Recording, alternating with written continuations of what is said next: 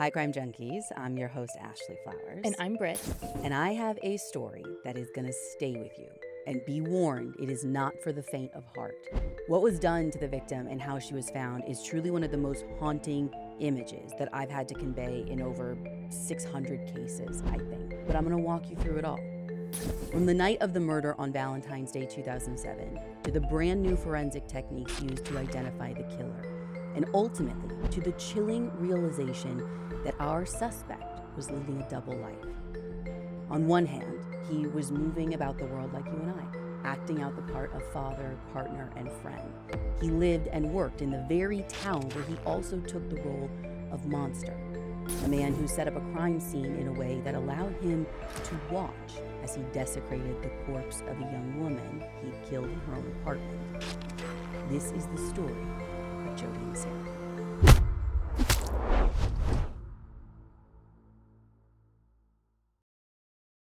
It's Valentine's Day 2007, and even after 53 years of marriage, Art and Lois Serrin don't skip out on a chance for a romantic date night of dinner and a movie to celebrate.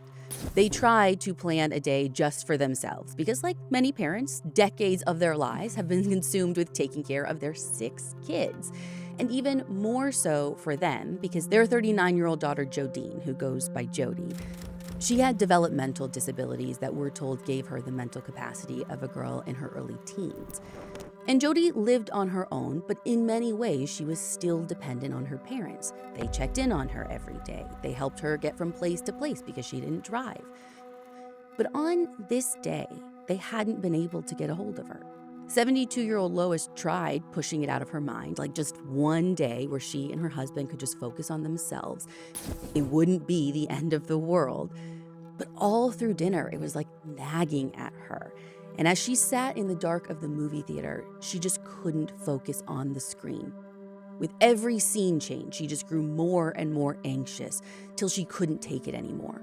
Like, what's the point of being there if she can't actually enjoy it? Whatever feeling was crawling under her skin, she just had to give in. So mid-movie, she and Art leave the theater.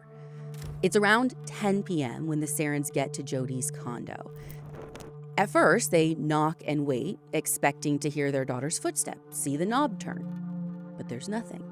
So Art pulls out his spare key, unlocks the door, and tries to push it open. But it barely budges. The chain is latched from the inside. And this stops them cold because Jody never chains her door. And now the Serrins are starting to panic. So at 77 years old, Art throws himself against the door and breaks it down. Now the lights are on inside the condo and the Serrins head straight for their daughter's bedroom. Art opens the door, and even though the room is dark, in the shadows he sees 2 people in bed. It looks like Jody with a man, and it looks like they're having sex. And he's obviously taken aback, probably a little embarrassed, probably mad at whoever this man is. So he quickly shuts the door and calls out. It's basically like, listen, you need to get decent. You both need to come out to the living room. We are going to be here waiting for you. And honestly, I would probably be stewing a little bit. But a few minutes go by, and then some more, and no one comes out to join Art and Lois in the living room. Not even Jody. So I don't know if it's stewing as much as it is just like, something's wrong. Like they're getting curious. Something's going on. So Art gets up to check again, just to nudge the 2 along. But this is when everything shifts. Not just his perception of things, but it's like Art's whole world flips on its axis in this moment, and forever his life is going to be changed. When he opens the door, the man isn't in Jody's room anymore. It is just his daughter, laying naked and lifeless on the bed, covered in blood. She's not breathing. She's actually cold to the touch, all of which Art tells to a 911 operator in a frantic call. Based on their recommendation, he moves Jody from the bed to the floor to begin CPR, but there is no saving her. And when first responders get to the scene, it is, quote, immediately clear to them that Jody is dead. And given the state of her body, she has likely been dead for several hours, way before the Serrins even got to her condo. So it's not like Art could have stopped anything. No, the medical examiner will end up determining that Jody died around noon that day, so almost 10 hours before they got there, which I imagine has to be some relief. Like, I mean, to even for a moment think that you were just sitting feet away as someone killed your daughter would be mental torture. But then, like, there's that relief for a second, but you also then have to reconcile what it was you actually walked in on, Right. which was this man desecrating Jodi's corpse. And in that moment, I don't know how much relief there is in that. Yeah. And they were all in the apartment, like, at the same time. Yeah. Did this guy escape through a window or something? No, so the way that Jodi's condo is laid out, it's kind of split down the middle by a dividing wall. So when you walk in the front door, you can either turn one way and go to the bedroom, or you can turn the other way and get to the kitchen and living room. Oh. So with the Serrins sitting in the living room, this guy could run right out of the front door without them actually even knowing. And investigators used bloodhounds to track the man's scent from the condo, out the front door, down Jodi Street, all the way to a main road where he tossed his sweatshirt into a bush. But then that's where the scent stops. Their man is long gone, but he did leave plenty behind at the scene, and not just physical evidence. There is evidence of how devious and methodical this man was. I mean, it is clear that he took his time setting up this crime scene in exactly the way he wanted. Sheets and blankets had been placed over the windows in Jodi's room, and a full-length mirror was moved next to the bed so this guy could see what it was he was doing to Jodi. He had beaten her over the head, strangled her, but she must have fought back because she had defensive wounds and bruising all over. And along with sexually assaulting her corpse, the man also inflicted at least one cut, a laceration across her throat that likely happened post-mortem. This guy clearly had a plan around what he was doing to Jodi, but her parents busting her front door down was obviously not part of the plan. And in his hurry to leave, he made some mistakes. First of all, there is blood all over Jodi's room and in the bathroom, on the walls, the carpet, the linens. I mean, it's everywhere, as is his DNA and tons of partial fingerprints. And in his rush to sneak out without being seen by Jodi's parents, he'd even left his sneakers behind. And these sneakers actually end up being a major clue because they weren't just like kicked off randomly.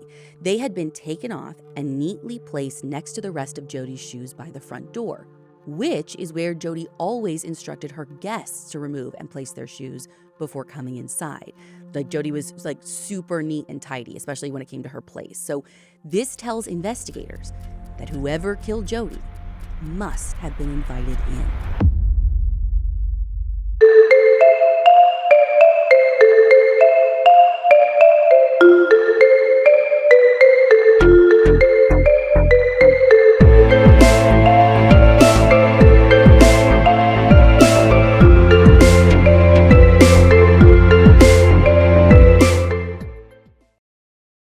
Aside from Art's own work on the condo door, there were no signs of forced entry to Jodi's place.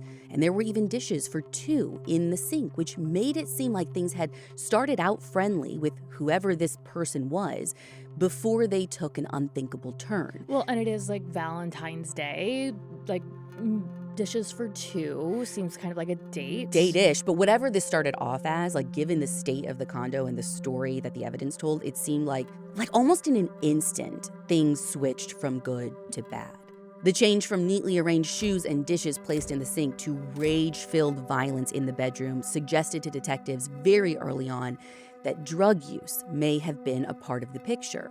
But it would only have been on the part of the offender, because Jodi's parents were clear she did not use drugs, and her autopsy would later confirm that.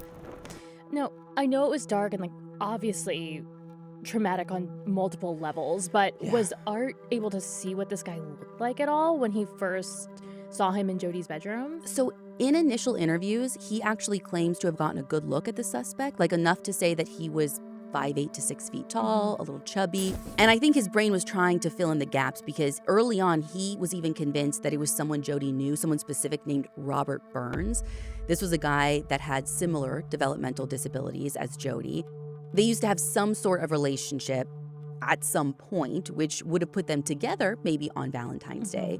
But investigators quickly rule Robert out because of his alibi, and they would later confirm it definitely wasn't him because his DNA did not match what was left at the crime scene.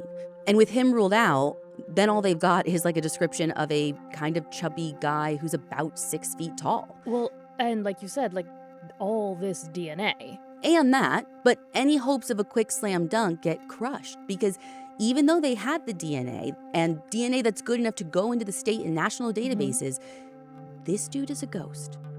He's not in any database because like this is a case where we don't have a lot of these where it's like, 2007, you can put it in. The database is there. The database is populated. People know how it works. And still, he doesn't exist. Which seems bonkers to I know. me because of how, like you said, methodical this was. It Brazen. doesn't feel like a first time. Like, how? It's a shock to everyone.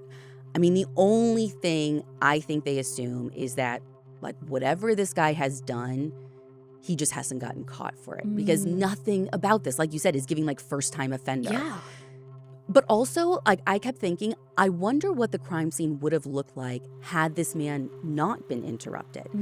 Was he planning on cleaning up? Would he have even left Jodi there? Like, we usually talk about MO based on what's been left behind. But maybe he wouldn't have left anything Exactly. behind if he had had enough time. Exactly. Jodi's dad could have completely changed the trajectory of things. Like, dude didn't even have time to put on his shoes. So what else did he not have time to do? So they've got to find someone who's not in a database, who Jodi either knew or recently met and would willingly let into her home. They start by building out the timeline of her last known movements. The last confirmed contact Jodi had with anyone was a phone call with her mom on the 13th, so just the day before. And she'd actually told her mom on the phone that she was planning to go to a Valentine's Day party on the 14th. But we know she never made it to that party. There were several voicemails from people wondering where she was. Do they think that she met up with this guy on the 14th? Or, I mean, is it possible that he was actually there on the 13th? Like, her time of death is noon on the 14th, but, I mean, I have to wonder how long they were together before that happened. Yeah, that's the big question. When did she meet him and where? Now, interestingly, they come to learn that while Jodi didn't have a full-time job, she was very involved in volunteer work. She would help out at nursing homes or facilities for people with similar developmental disabilities.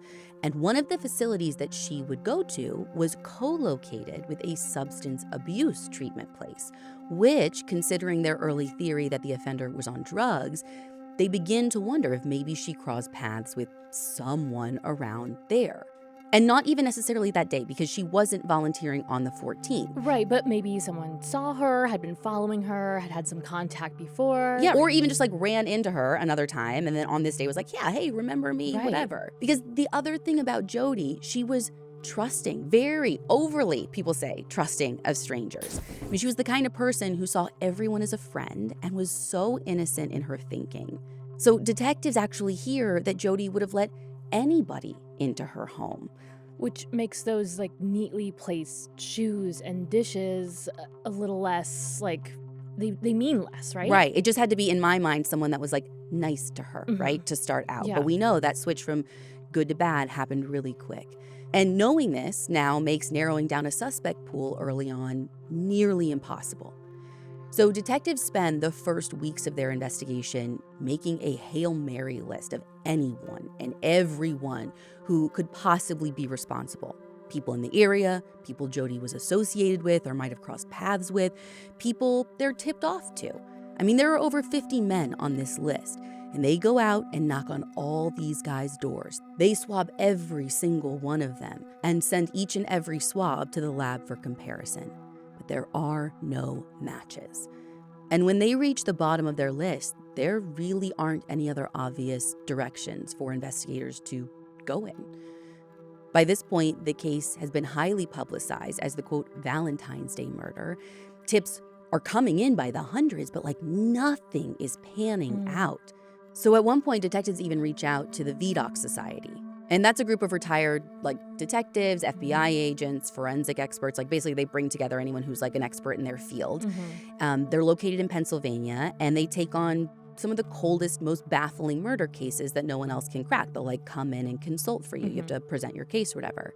But even they don't have a magic wand. I mean, they can suggest what type of offender this guy is, maybe confirm that some of the theories police had are probably right, but they can't make this guy materialize. And it's so much more frustrating when you have all this DNA on file. I know. And like I want to say no one, but no one else, I right? know. Like they've already tested it against 50 guys. And the database.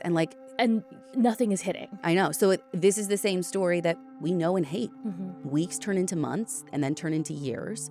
And then with every day that passes, they just hope and pray that their guy will slip up and his DNA will get collected. Until then, this case just kind of ends up looming over Carlsbad PD as it gets passed from one detective to the next. And it becomes sort of the department-wide white whale. Everybody wants to see this thing get solved. And they try everything. A $52,000 reward, pleas to the media. Per the San Diego Union Tribune, Jodi's family even puts her cold case information on display in public buses, just in case there's someone out there with info. Like, if there is someone out there with info, though, they are holding on tight to their secret. But, lucky for police, we are about to hit an era of investigating where DNA can do all the talking. In 2016, so 9 years after Jodi's murder, a new detective takes over the case, Lieutenant Eric Covanda. And this is just after the PD decided to tap Parabon Nanolabs in Virginia to do forensic phenotyping with the DNA sample they have. And I know we've touched on this before, like this is something that's come up in a lot of cases, but for our new crime junkies, would you mind? Sure. The phenotype of composites can predict a suspect's eye color, hair color, skin tone, even sometimes the facial structure based on the DNA makeup. There are obviously several other factors at play that can make someone look different. Right, like facial hair or somebody's weight or... Yeah, substance use can change your appearance. But this gives them a baseline of some key characteristics that they can use to at least help rule people in or out. Like eye color is pretty cut and dry. Exactly. So Jodi's case was actually the first time that Carlsbad PD ever used this kind of technology. And Lieutenant Covanda says he's sort of treating the composite as a filter. It might not look exactly like the suspect, but if a person of interest pops up with, like you said, a different eye color, different hair color, skin color, he can at least rule people out much quicker, right? So they get this composite back. And Lieutenant Covanda literally says it looks like every other surfer dude out there right now. Which I've seen a lot of the Parabon composites, and they kind of do just look like a guy. They all blend into the same person. It was very cool the first couple of times we saw it. And they're it's just the same dude. Yeah, eventually we're got it. So truly you are just looking for color of eyes, hair, something like that. So yeah, they end up getting this sort of nondescript white guy with bluish green eyes, dirty blonde hair, fair skin, and some freckling. But the trick is they do have the ability to make some tweaks using the information that they have or based on their theories. Like substance use, right? You said was a part of the profile, and substance use usually alters someone's appearance. So Covanda had the lab increase the composite's BMI, had him age him a little bit, adding deeper creases, a 5 o'clock shadow. So that's the photo that they released to the public on the 10th anniversary of Jodi's murder. And they do this on the steps of the San Diego courthouse. And immediately, tips start pouring in. Tips that they probably had, not in a way that they've seen in a long time. But even with this influx of new information, nothing pans out. Still, this new technology has really gotten Lieutenant Covanda's wheels turning. He's made a lot of connections by that point with people in the DNA science world. And he's learning about all of the other ways that they can use DNA to get more info. Info like a suspect's name with something called YSTR profiling, which that's a method used to analyze DNA on the Y chromosome. And that is what's passed down from father to son, virtually unchanged.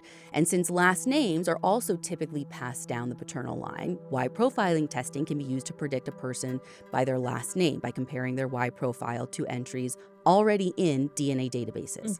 But you have to remember that there are certain limitations when it comes to this kind of testing.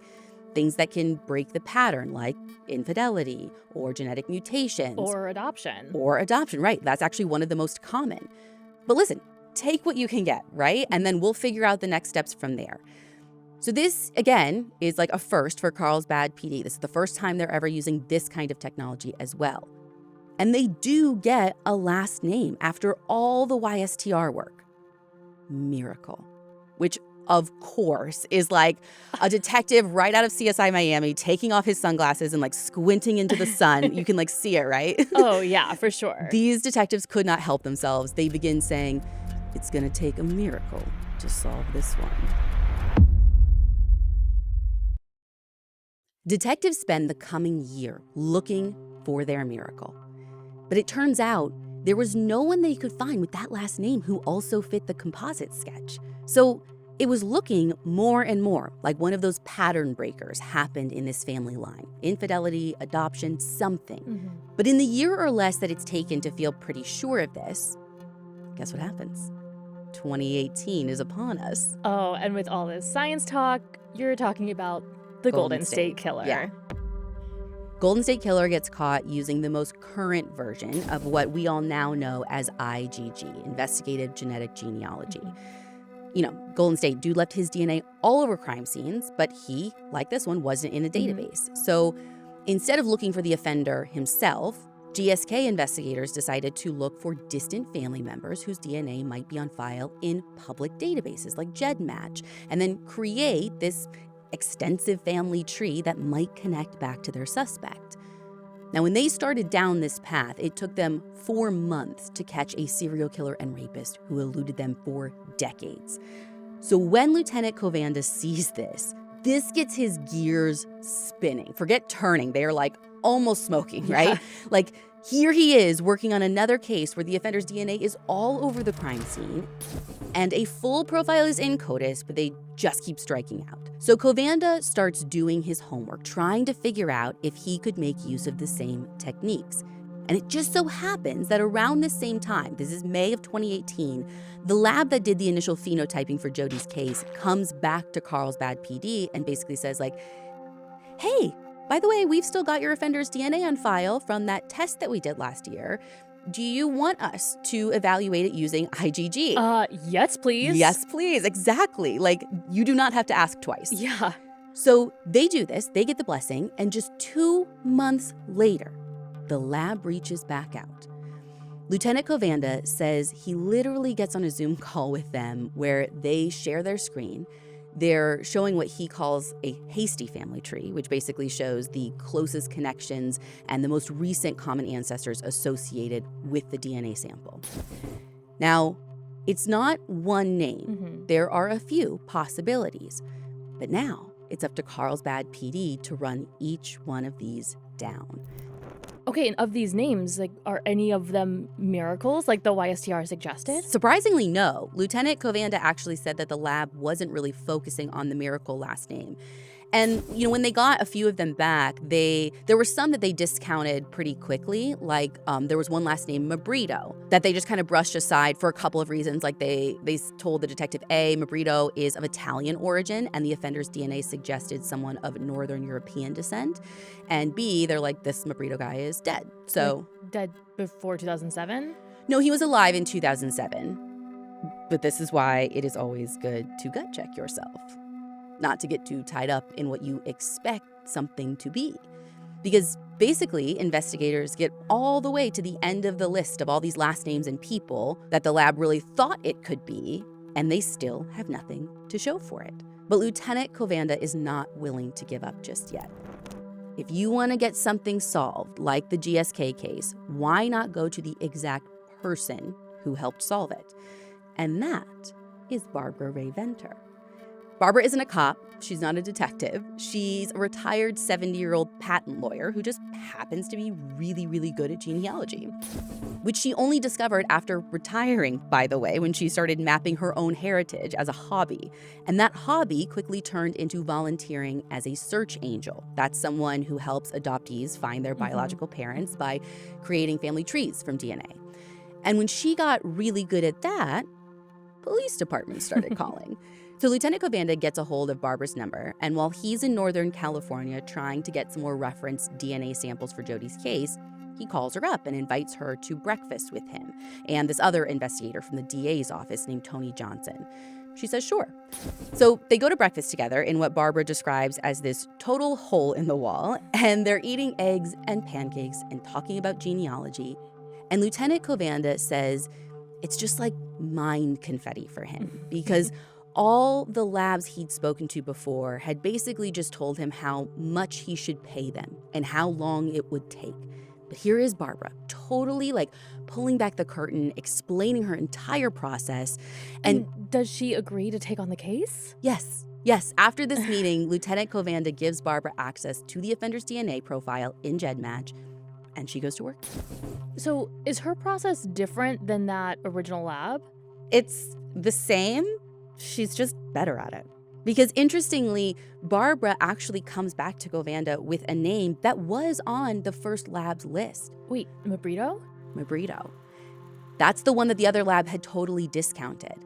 But Barbara is saying this, she believes, is where Carlsbad PD needs to spend their time. Because this last name actually does have a connection to, get this, the Miracle last name. What? Yeah, because when Barbara looks deep into the genealogy, she sees a double adoption in the Miracle family. So basically, at some point, a man with the last name Miracle had a son named Robert who was adopted and took on the Italian last name Mabrito. Robert then has two sons of his own, Stephen, who gets adopted, and David, who carried on the Mabrito last name. So it could potentially be Stephen or David. Or even their dad, Robert. Covanda is going to need DNA from all three to be sure, but he is feeling so confident. In a matter of like a year, he went from an endless pool of suspects to 3. Now, as it turns out, both Stephen and David were deceased at this point. They both died after Jody's murder, so that doesn't rule them out, but it does make getting their DNA slightly more challenging. Right. Or at least it might have. You see, Stephen passed away in an accident in 2017, which meant that his DNA was actually still on file at the medical examiner's office. So they get it, they run it, and it's not Stephen.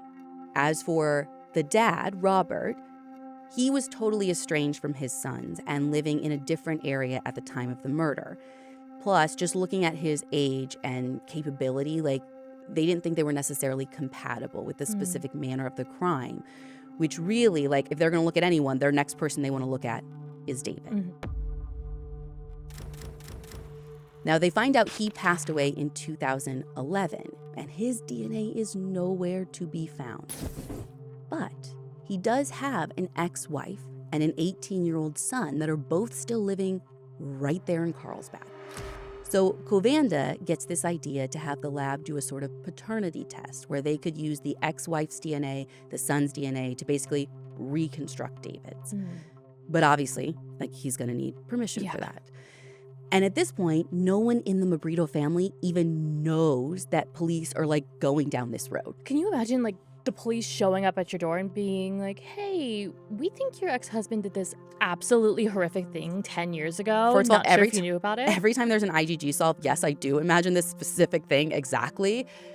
But they, at least in this case, they're a little like more surreptitious than that. So on the evening of October 26, 2018, Lieutenant Covanda and Tony Johnson, they show up at the home of David's ex, Marissa Mabrito. It's actually Marissa and David's son who answers the door, and we're going to use a pseudonym for him and call him Dan. So Dan answers the door. He goes to get his mom, who is out in the backyard having an after-work drink, and he says, there's some Carlsbad detectives here, and they want to talk to you. And of course, mom's first thought is like, oh my God, what did my kid do? You know what I mean? But right away, when she goes inside and talks to the detectives, they put that thought out of her mind. First thing they say is, nobody's in trouble. We're here to investigate a cold case. Now, Marissa's totally confused, but she agrees to sit down with them. And that's when they start explaining the details of Jody's case. Now, because Jody's story got so much coverage, Marissa sort of remembered hearing about it. But in her mind, at this point, she's like asking the question, right? Like, what does any of this why have are you to do here? with me? Right. And this is when Lieutenant Covanda starts explaining all of the genetic genealogy work that he's been doing. But the way that they were explaining it I think it maybe seemed like they were looking for either a cousin or an uncle Like a or relative. a relative of David's dad, even not even David. Oh. So she's not thinking in this moment that her ex-husband has anything to do with this crime. And so Marissa starts giving investigators David's whole family history. She says that his heritage was actually somewhat complicated. Which they obviously kind of know already. Yep, and she confirms the double adoption stuff, the miracle last name. She eventually tells them that David took his own life unexpectedly in 2011. That's how he died. And when she's done laying everything out, they're like, okay, well, would you and your son be willing to give your DNA to rule you out of like this whole situation? And obviously both Marissa and Dan are like, yeah, totally. But investigators want to use this DNA to confirm David's involvement. Yeah, and it's not totally clear to me if they're like trying to skirt around the truth a little bit or if Marissa doesn't totally understand the gravity of why they're asking this. Because I do know that like when they first brought up David's name during the visit, Marissa got really upset. And she straight up says, if you think David did this, you need to get the F out of my house. You're out of your mind. So after that, investigators focused a lot of their questions on like David's family and stuff, kind of backed off. But looking back, you can see why they might have wanted to use any means necessary to get her to talk. Because every suspicion they had, every DNA clue, led them to the right David. And when the results came back on Dan and Marissa's DNA, the lab says they are confident David is their guy. David murdered Jodine Serrin.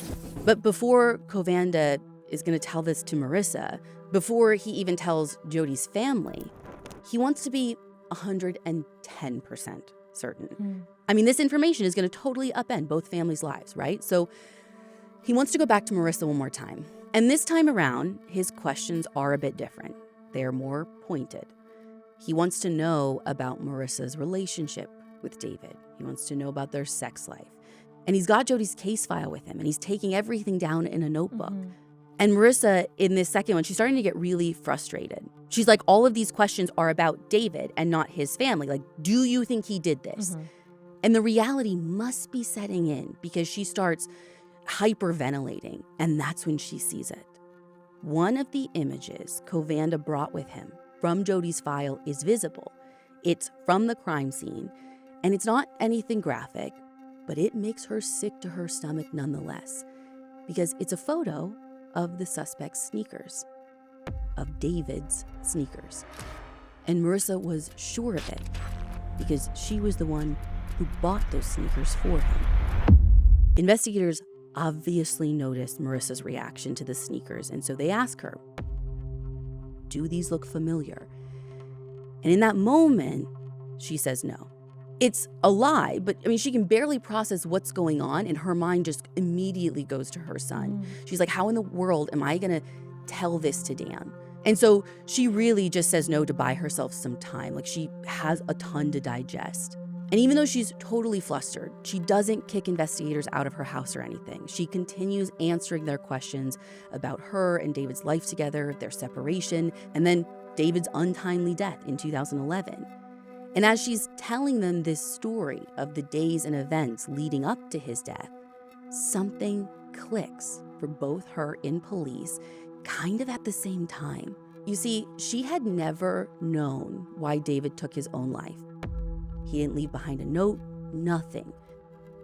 I mean, his poor son is the one who found him when he and his mom came back from a trip. David was actually staying with them at the time, sleeping on the couch, and Dan found his dad dead of an overdose that ends up getting ruled a suicide. They never knew why. But now she's realizing maybe this was why. Because Marissa tells investigators that a week before David took his own life, there was this incident that happened. He was driving in Oceanside, which is just the town over from Carlsbad, when his truck broke down. So he's behind his truck trying to push it when an officer from Oceanside PD stopped him and said that he matched the description of a suspect that they had in an Oceanside bank robbery. So the officer asks him, would you be willing to give your DNA? And David consented to that. Officer took an oral swab, got a photo of David, lets him go. And it's after this that David began to spiral, Marissa says. I mean, he spent the next week freaking out, acting super strange. And I don't mean just like general anxiety. He was losing it. At one point, he was like even rubbing spices all over his face. What? And at the time, he tried to say it was like helping him with headaches or like fine lines or something. But even then, Marissa knew that something was off. Like, this isn't normal behavior for him or for anyone. But at the time, she's not connecting it to anything? No, I mean, like, she knew about the stop and the DNA swab, and like, she knew that that happened. But I guess she really didn't think anything of it at the time. I mean, it's not like she's thinking David's DNA is going to connect him to the brutal murder from a couple of years before. And she didn't even make the connection after his death because, by the way, the whole bank robbery thing, that really had nothing to do with David. And because of that, guess what? They never had to run David's swab or put it into CODIS, which is probably the very thing David feared so much that it drove him to suicide. So it's not till now, sitting with Lieutenant Covanda in her house, seeing the photo of David's sneakers at the crime scene, that Marissa is starting to put the pieces together. And so is Lieutenant Covanda. But his mind is spinning for a different reason. Because if Oceanside PD still has David's DNA from that 2011 swab, he might be able to do a direct comparison with the DNA found at Jodi's crime scene. And sure enough, by some miracle is the magic word for this episode, Oceanside PD has it. Oh my God. So on November 7th, Covanda sends the sample to the lab to be tested for the first time since it was taken 7 years ago. It takes 2 days for the results to come back. And when they do, it is a match, which means that now Covanda is 110% sure. He can finally tell the Serrins that after 11 years, the wait is over. And they were so close to losing hope. But finally, they know who that man was in Jodi's room that Valentine's Day back in 2007. Now, detectives can't give them every answer, like where Jodi might have come into contact with this guy or why he even attacked her. Well, that was going to be my next question. Did David have any connection to her? There was nothing? None that they can find. Like so many of the IGG solves that we've seen over the years, his name never so much as came up in the case file from even a random tip. Wow. Like, this guy was not on their radar at all. Now, they did find out that in the past he'd abused drugs. Marissa thought he'd been clean and sober like her for years when they were raising their son together, and even after they split up, she was like letting him stay at her place on her couch. But it's very possible he was using again. Also, I think about that substance abuse clinic that was next to the place that Jodi volunteered. So right, like that's had he been there? So this is the thing, right? So this is how it all got teed up. I don't know if we know he used or used to use drugs. We know this clinic was there. So I was going to say this could be somewhere that they would have met. And I don't know because it never really got run down. And like we see this all the time. That kind of stuff, like making those connections, is all stuff that you learn when you're like building a case against someone. Like for trial. Yeah, but I'm seeing this all the time with these IGG cases when you work backwards. And especially when the person is deceased, like you don't have to go back and figure out the like where and whatever to like prove all the little details to build the full puzzle out. You kind of have the picture at the beginning. Yeah, and so investigators just don't. And listen, on one hand, I get it. Like there's 100 other unsolved cases like Jodi's that they need to focus on. They don't need to be creating work for themselves. But it still kills me because we talked about this at the top. We know how devious this crime was. Was this really a one-off? Yeah. What if he did commit other crimes? Yeah. I mean, we know his DNA in the database hasn't matched anything else, but like we said, the MO, what if he would have cleaned up? What if there's nothing left? What if by tracking him, we can figure out where they met and then that shows an MO to like other missing people or something like, again, I have a zillion questions after a case like this, especially like, who was this guy? How did he have a wife and a kid and just live a normal life? Did he actually live a normal life? Or were there red flags? Could anyone have seen this coming? And normally, these are questions that you and I spiral on and we get left with. And then we have to move on to the next case. But not this time. Because this time, our reporter Nicole Kagan traveled out to California and met with the one person who had all the answers that I'm looking for. The one person who could give us insight into who David Mabrito was in 2007. Can you say and spell your name for us? Marissa, Marisa, Mabrito. He was my family. He's my son's dad, gave me the best thing in the world, and did the most horrific thing to somebody in the world. I don't know how to reconcile those two. But Marissa has tried. She's gone back over every moment since meeting David on the beach in 1995, and she's had to rewire her brain to understand how he could have been capable of such a vicious crime all along. And yes, there were potentially signs, but how do you know what to look for if no one talks about it? In the interview, there was a moment where Nicole, our reporter, is like, "Are you sure you're good with all of this being on the record?" Yeah. And Marissa's like, "Yes, this is my truth, and this is David's truth as I know it." And you guys, this is a side of the story we almost never get to tell you. And I didn't want to cut it short by trying to squeeze it all into one episode. More importantly, I wanted you to hear it directly from Marissa in her own words. So because Jodine Serrin is the 7 of diamonds on a cold case playing card deck before her case got solved, we dedicated a full episode of the deck to Marissa's attempt at solving her own mystery. How could this man she loved and trusted have committed this unthinkable crime? That episode of The Deck, which is the other weekly true crime show that I host, if you didn't know, you know, it's available right now. You can listen to that episode of The Deck wherever you get your podcasts. You can find all of our source material on our website, crimejunkiepodcast.com. And then for more episodes like this one, bonus episodes we've never released, and all of our episodes ad-free, be sure to join our fan club. You'll also get early access to new episodes every week. And you can follow us on Instagram at Crime Junkie Podcast. We'll be back next week with a brand new episode. But in the meantime, don't forget to check out The Deck.